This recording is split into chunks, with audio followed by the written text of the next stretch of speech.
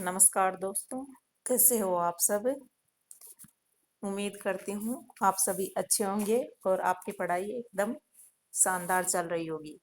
आज हम पढ़ेंगे जयपुर का इतिहास। जयपुर में किसने शासन किया था? तो कछवाहा राजवंश ने शासन किया था। जो भगवान राम थे उनके पुत्र थे कुश, उनके वंशज माने जाते थे। किनके वंशज माने जाते थे? भगवान राम के पुत्र कुश के वंशज माने जाते थे। इनकी कुल देवी कौन थी? जमवाई माता थी और आराध्य देवी शीला देवी थी। कुल देवी अलग थी और आराध्य देवी अलग थी। तो कुल देवी थी जमवाई माता और आराध्य देवी थी शीला देवी। और कुल देवता थे अंबिकेश्वर महादेव, जो आमेर के थे। जो आराध्य देवता है वो गोविंद देव जी है, जयपुर वाले।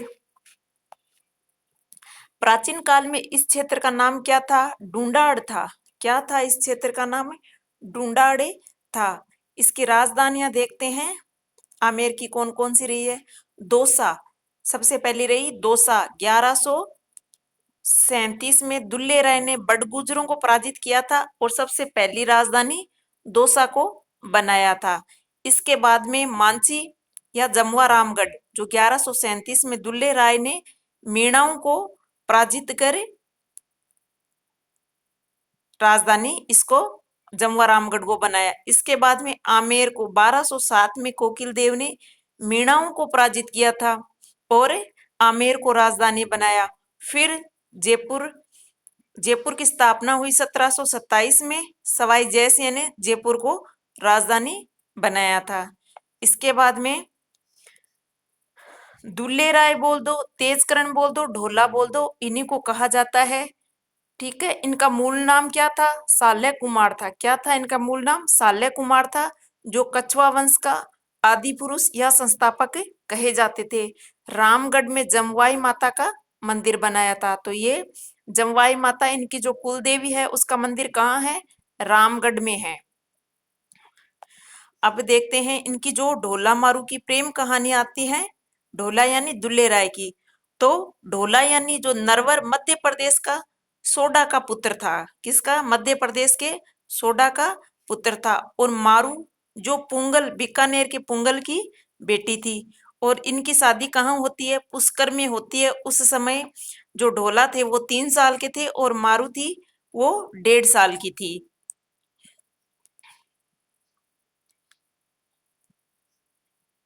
ठीक है, इसके बाद में आते हैं कोकिल देव। कोकिल देव ने मीणाओं को हराकर 1207 में क्या किया? आमेर को राजधानी बनाया और अंबिकेश्वर महादेव जी, जो इनके कुल देवता है, उसका निर्माण करवाया, मंदिर का निर्माण करवाया। इसके बाद में आए थे राजदेव। आमेर में जो कदली महल है उसका निर्माण करवाया। और यहाँ क्या होते हैं, क्या होता है? जो आमेर के शासक है उनका राज तिलक मीणाओं द्वारा किया जाता है। किस जाति के द्वारा किया जाता है ऐसा पूछ ले तो मीणा जाति के द्वारा आमेर के शासकों का राज तिलक किया जाता है। और कहाँ किया जाता है? आमेर में जो कदमी महल है उसमें किया जाता है। इनके बाद में आते हैं पृथ्वीराज कछावा। आमेर 12 राज्यों आमेर राज्य को अपने 12 पुत्रों में बांट देते हैं पृथ्वीराज कछावा। और ये क्या कहलाता है? ये कहलाता है आमेर 12 कोटड़ी कहलाता है। क्या कहलाता है? आमेर 12 कोटड़ी कहलाता है। ठीक है, प्रमुख जागीर कौन कौन सी थी? राजावत, नाथावत, खंगारोत और बांकावत, ये 4 प्रमुख जागीरें थी। 1527 में जो खानवा का युद्ध हुआ था उसमें पृथ्वीराज कछावा महाराणा सांगा का साथ देते हैं और लड़ते हुए क्या हो जाते हैं? वीर गति को प्राप्त हो जाते हैं। और पृथ्वीराज कछावा के समय ही गलताजी में कृष्णदास पैहारी ने रामा नदी संप्रदाय की स्थापना की थी। किन के समय की थी? तो पृथ्वीराज कछावा के समय में की थी। और किसने की थी? तो कृष्णदास पैहारी ने रामानंदी संप्रदाय की स्थापना गलताजी जयपुर में की थी। इनके बाद में आते हैं रतन सिंह। इन्होंने क्या किया था? शेरशाह सूरी की अधीनता स्वीकार कर ली थी। इसके बाद में आते हैं भारमल। कौन आते हैं? भारमल। इनका समय था 1547 से 1574 ईस्वी। 1562 में बादशाह अकबर ने अजमेर की तीर्थ यात्रा की। तब भारमल है वो चगताई खां की सहायता से अकबर से मिलते हैं और भारमल क्या करते हैं, अपनी पुत्री हरकाबाई, जिनको हरकाबाई भी बोलते हैं, मानमती भी बोलते हैं और शाहीबाई भी बोलते हैं, उनका विवाह अकबर से कर देते हैं सांबर में। और उनसे जो हरकाबाई है उनसे सलीम यानी जहांगीर का जन्म होता है और जहांगीर ने अपनी माता का नाम हरकाबाई का चेंज कर देता है और क्या करता है, मरियम उजमानी नाम रख देता है। हरकाबाई का नाम क्या कर देते हैं, सलीम चेंज करके मरियम उजमानी रख देते हैं। राजपूतों राजपुताना के ये पहले शासक थे जिसने क्या किया था, मुगलों की अधीनता स्वीकार कर ली थी और उनसे वैवाहिक संबंध भी स्थापित किए थे।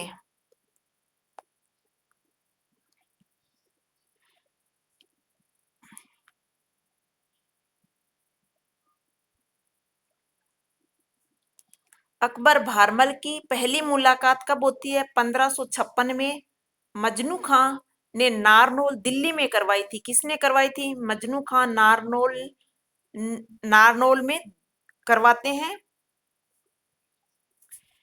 इनके बाद में आते हैं भगवंत दास कच्छावा। इनका समय था 1574 से 1589 ईस्वी तक।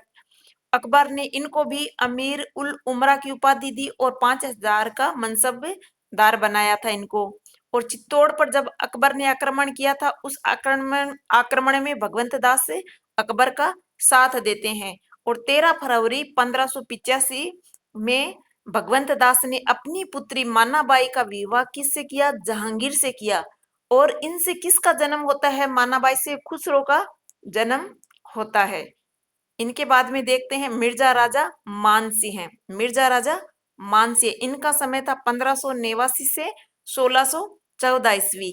इनका जन्म होता है 1550 मौजमाबाद जयपुर में और 12 वर्ष की उम्र में ही यानी 1562 में ये मुगल दरबार में चले जाते हैं और अकबर प्लस जहांगीर इन दोनों की सेवा करते हैं। और अकबर ने फरजंद, फरजंद का अर्थ होता है पुत्र, और मिर्जा राजा, ये दो उपाधियां मिर्जा राजा मानसिंह को अकबर द्वारा दी जाती है। एक तो फरजंद जिसका अर्थ होता है पुत्र और मिर्जा राजा की उपाधि दी जाती है।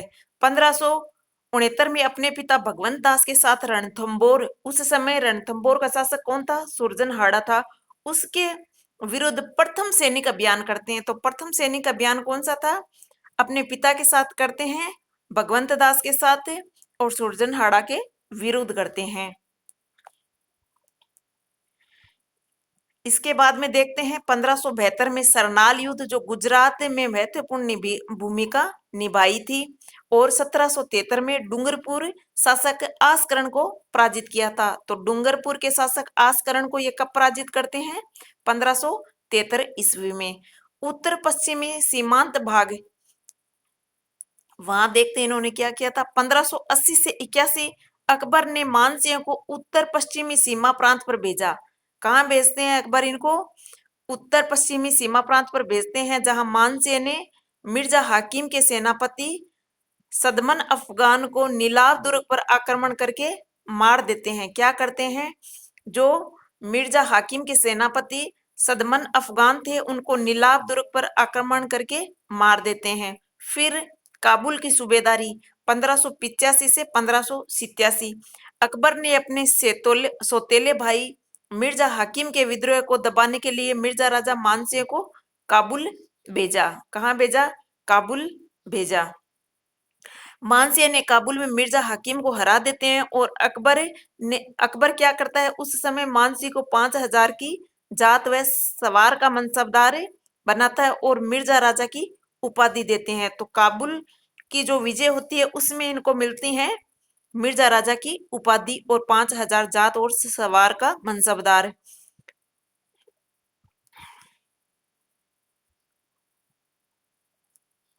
काबुल के 5 कबीलों पर जब ये विजय प्राप्त कर लेते हैं, तब इन्होंने 5 रंग के झंडों को अपनाया था और इसी पचरंगी ध्वज को जयपुर का राष्ट्रीय ध्वज स्वीकार किया था। तो काबुल में 5 कबीलों पर जब विजय प्राप्त करते हैं तब ये पचरंगी ध्वज को अपनाते हैं और जयपुर का राष्ट्रीय ध्वज उसको स्वीकार करते हैं। उसके बाद में आती है बिहार की सूबेदारी। इन्होंने बिहार की भी सूबेदारी की। तो काबुल में मानसिक का हस्तांतरण बिहार काबुल से कहाँ कर देते हैं, बिहार कर देते हैं मानसिक का हस्तांतरण। वहां उन्होंने गिगनौर के शासक के पूरनमल और खड़गपुर के राजा संग्राम और हाजीपुर के राजा गजपत को हराया। किन किन को हराया इन्होंने, गिगनौर का शासक था पूरनमल, खड़गपुर के राजा थे संग्राम और हाजीपुर के राजा गजपत को हराया। और 2 बार बिहार के ये सूबेदार रहे थे।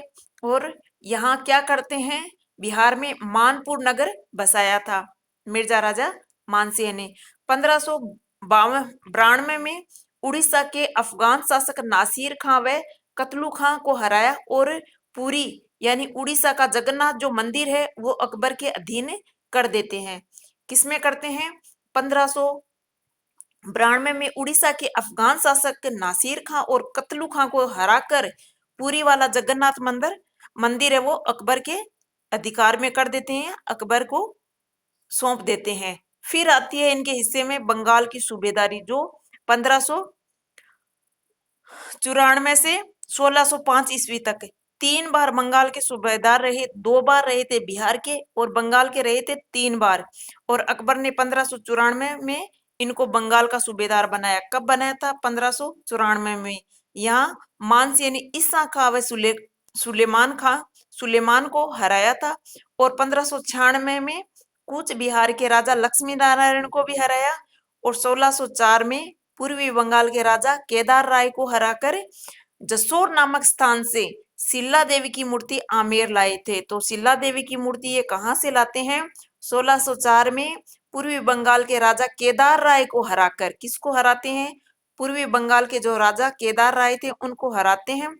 और जसोर नामक स्थान है वहां से सिल्ला देवी की मूर्ति आमेर लेकर आते हैं, जो आमेर के किले जयपुर में स्थित है। मानसिंह ने बंगाल में अकबरपुर यानी राजमहल, ढाका में सलीम नगर की स्थापना की। अकबरपुर इसको राजमहल कहते हैं और ढाका में सलीम नगर की स्थापना की। और ये कहाँ है, बंगाल में है। 1605 में मानसिंह ने बंगाल जीता। कब जीता, 1605 में बंगाल जीता। और अकबर ने 7,000 का, कितने का, 7,000 का मनसबदार बनाया। लेकिन बाद में जहांगीर ने इनकी मनसबदारी में कमी कर दी थी। अकबर ने 7,000 का मनसबदार बना दिया और जैसे ही जहांगीर आते हैं तो वो इनकी मनसबदारी में कमी कर देते हैं। अकबर ने 7,000 की मनसबदारी 2 व्यक्तियों को दी। कितने व्यक्तियों को दी थी अकबर ने 7,000 की मनसबदारी, 2 व्यक्तियों को दी थी। तो एक तो थे मिर्जा राजा मानसिंह और एक मिर्जा अजीज कोका। ठीक है, तो 7,000 की मनसबदारी मिर्जा राजा मानसिंह और मिर्जा अजीज कोका, ठीक है, इन 2 को दी थी। सर्वाधिक हिंदू मनसबदारों की संख्या औरंगजेब के समय में थी, 33% हिंदू थे उस समय मनसबदारों में। और अकबर के समय 22% थी।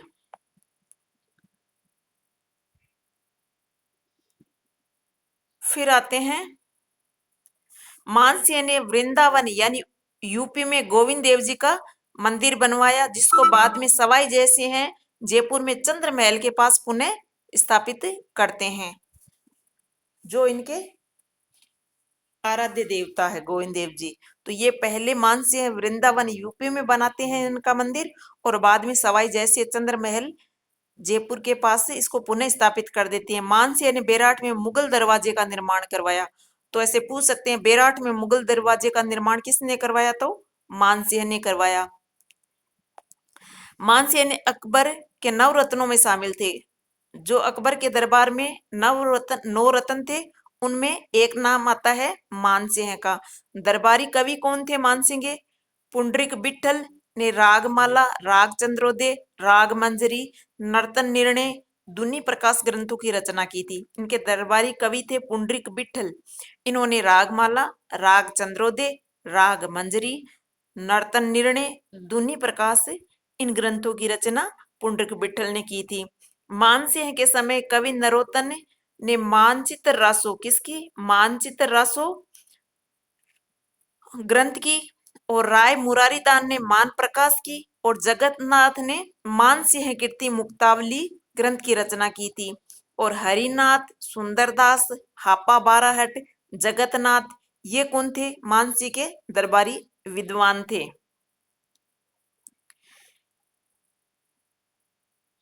इसके बाद में 1614 में मानसिंह इलिचपुर महाराष्ट्र में इनकी क्या हो जाती है, मानसिंह की मृत्यु हो जाती है। तो 1614 में होती है इलिचपुर महाराष्ट्र में मानसिंह की मृत्यु हो जाती है। इनके बाद आते हैं भाव सिंह, जिनका समय था 1614 से 1621। इनके कोई विशेष ऐसे नहीं है कार्य। अब इनके बाद में आते हैं मिर्जा राजा जय सिंह। हमने पढ़ा था मिर्जा राजा अभी मान सिंह, अब पढ़ेंगे जय सिंह। इनका समय था 1621 से 1667 ईस्वी। जयपुर के शासकों में क्या थे, सबसे लंबा शासनकाल रहा था इनको 46 वर्ष का। 3 मुगल बादशाहों की सेवा की, कितने की, 3 की। किन किन की, जहांगीर की, शाहजहां की और औरंगजेब की। ठीक है, जहांगीर, इनके समय अंबर के विरुद्ध अहमदनगर अभियान किया। किसके विरुद्ध किया, अंबर के विरुद्ध अहमदनगर का अभियान किया था। शाहजहां, इनके समय कंधार अभियान किया था। शाहजहां ने मिर्जा राजा की उपाधि तथा 5000 का मनसबदार बनाया था। तो जय सिंह को 5000 का मनसबदार और मिर्जा राजा की उपाधि कौन देते हैं, तो शाहजहां देते हैं। शाहजहां के साथ बीजापुर और गोलकुंडा अभियान में दक्षिण भारत भी ये गए थे जय सिंह। शाहजहां द्वारा शाह सुजा के विरुद्ध भेजी गई मुगल सेना का नेतृत्व भी जय सिंह ने किया था। और औरंगजेब के समय शिवाजी के विरुद्ध अभियान किया था इन्होंने। तो औरंगजेब के समय ये मिर्जा राजा जय सिंह किसके विरुद्ध अभियान करते हैं, तो शिवाजी के विरुद्ध अभियान करते हैं। इसके बाद में देखते हैं शाहजहां के पुत्रों में यहां से उत्तराधिकारी संघर्ष शुरू हो जाता है। तो सबसे पहला युद्ध आता है बहादुरपुर का युद्ध, जो फरवरी 1658 को होता है। शाहजहां ने अपने पुत्र शाह सुजा के विरुद्ध किनको भेजते हैं, मिर्जा राजा जयसिंह को भेजा। इन्होंने बनारस के पास शाह सुजा को हरा दिया। शाह सुजा कौन थे, शाहजहां के पुत्र थे। और इस युद्ध में शाहजहां जयसिंह को उनके विरुद्ध भेजते हैं। तो जयसिंह क्या करते हैं, शाह सुजा को हरा देते हैं युद्ध में। जहां से शाहजहां ने खुश होकर मिर्जा राजा जयसिंह को 6000 का मनसबदार दिया। तो कितने का दिया, 6000 का मनसबदार बनाया। फिर आता है धर्मत धर्मत का युद्ध। धर्मत का युद्ध जो होता है 15 अप्रैल 1658 को। औरंगजेब और मुराद एक साइड थे। इसमें दारा सिकोह, मारवाड़ शासक जसवंत सिंह और मिर्जा राजा जय सिंह, इनके मध्य होता है। एक साइड तो होता है औरंगजेब प्लस मुराद ही होते हैं, और दूसरी साइड होता है दारा सिकोह, मारवाड़ का शासक जसवंत सिंह राठौड़ और मिर्जा राजा जय सिंह के मध्य होता है। इसमें कौन जीतते हैं, औरंगजेब विजयी होते हैं। फिर आता है सामूगढ़ का युद्ध, जो 29 मई 1658 को होता है। कब होता है, 29 मई 1658 को।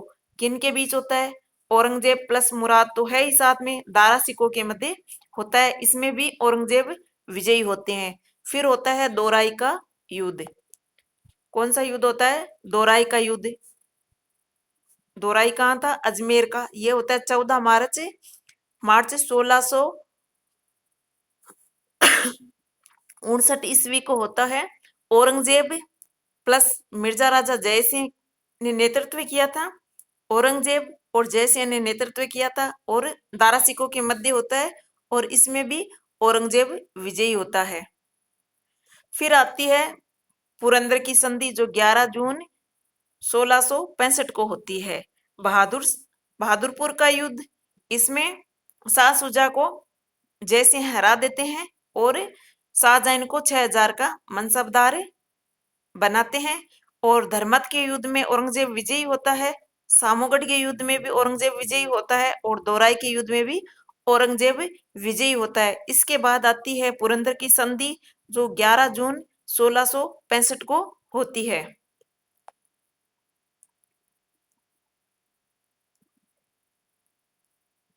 जो किन के मध्य होती है, शिवाजी और मिर्जा राजा जयसिंह के मध्य होती है। तो शिवाजी क्या करते हैं कि 35 किलो में से 23 किले मुगलों को सौंप देते हैं। 35 किलो में से क्या करते हैं, 23 किले मुगलों को सौंप देते हैं। संधि के तहत शिवाजी के पुत्र संभाजी को 5,000 का मनसबदार बनाया जाएगा। क्या कहा था, संधि के संभाजी जो शिवाजी के पुत्र थे उनको 5,000 का मनसबदार बनाया जाएगा। और संधि की मध्यस्थता किसने की थी, रघुनाथ पंडित अत्रे ने। तो ये वेरी इंपॉर्टेंट है, ठीक है, ये पूछ सकते हैं। संधि की मध्यस्थता, पुरंदर संधि की मध्यस्थता किसने की, तो रघुनाथ पंडित अत्रे ने की थी। कला और साहित्य, अब देखते हैं इनकी कला और साहित्य। इनके दरबार में बिहारी लाल नाम का एक कवि था, उसने बिहारी सतसई ग्रंथ की रचना की। इसमें कितने दोहे थे, 713 दोहे थे। और मिर्जा राजा जयसिंह इनको प्रत्येक दोहे पर एक सोने की असरफी यानी सिक्का देते थे, ठीक है, एक सोने की असरफी यानी सोने का सिक्का देते थे। और बिहारी लाल का जो भांजा कुलपति मिश्र था, मिर्जा राजा जयसिंह के दरबार में ही था ये भी, और इसने 52 ग्रंथों की रचना की थी। राम कवि ने जयसिंह चरित्र, राम कवि ने जयसिंह चरित्र नामक ग्रंथ की रचना की थी। तो जयसिंह चरित्र ग्रंथ की रचना किसने की, तो राम कवि ने की थी। मिर्जा राजा जयसिंह की मृत्यु कहाँ होती है, बुरहानपुर एमपी में हो जाती है। कहाँ होती है जयसिंह की मृत्यु, बुरहानपुर एमपी में होती है। और मानसी की मृत्यु कहाँ होती है, इलिचपुर में होती है, मध्य प्रदेश में, ठीक है। इनके बाद में आते हैं सवाई जयसिंह द्वितीय, जिनका समय था 1700 से 1743 ईस्वी। पिता इनके थे बिशन सिंह। 7 मुगल बादशाहों की सेवा की, कितने की, 7 मुगल बादशाहों की सेवा की। इनका मूल नाम था विजय सिंह, औरंगजेब ने जय सिंह कर दिया था इनका नाम। इनका मूल नाम क्या था, विजय सिंह था, सवाई जय सिंह का, जिन्होंने जयपुर बसाया था। तो इनका जय सिंह किसने किया था, औरंगजेब ने कर दिया था। इनकी वाकपटुता से प्रभावित होकर सवाई जय सिंह सवाई की उपाधि दी। और इसके बाद जयपुर के शासकों की उपाधि क्या हो गई थी, तो सवाई हो गई। सवाई जय सिंह की उपाधि के बाद ही जयपुर के शासक सवाई लगाना शुरू करते हैं। इसके बाद में आते हैं जाजू का युद्ध, जो 1707 में हुआ था। कब हुआ था, 1707 में हुआ था। औरंगजेब के पुत्र आजम और मोजम के मध्य हुआ था।